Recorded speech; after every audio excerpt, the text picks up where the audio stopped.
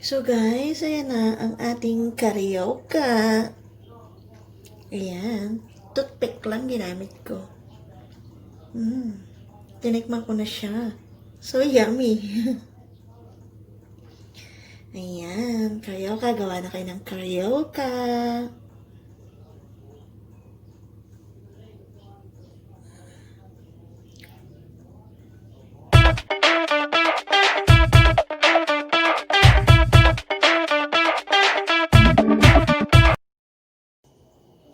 Hi guys! Welcome back to my channel. Today, gagawa ako ng Carioca.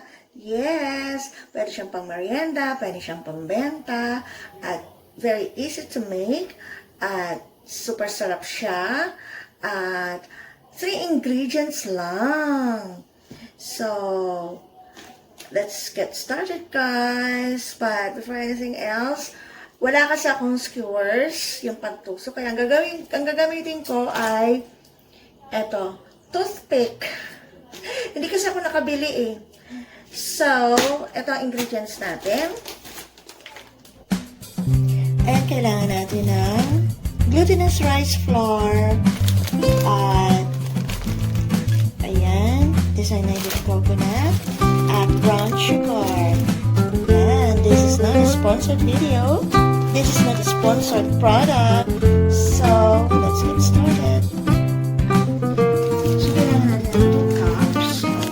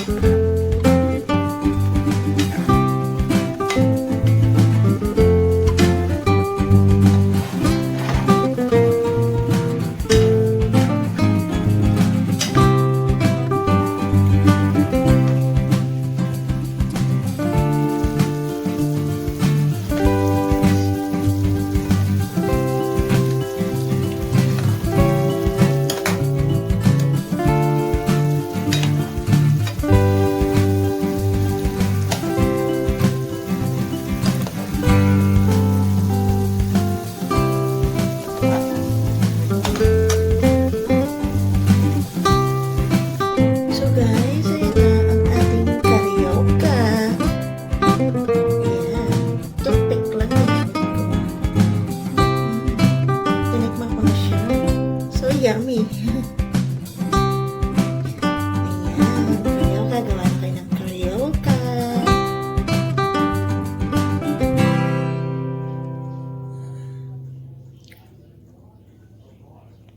So, guys, ito na ang ating Carioca. Oh, yummy, yummy, yummy. So, basta pag nagprito kayo, antayin yung lulutang siya.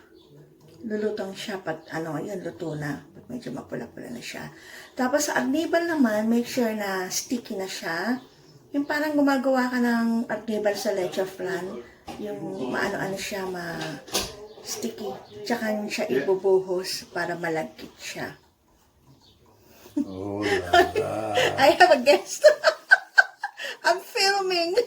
Say hi to my vlog. Kamusta?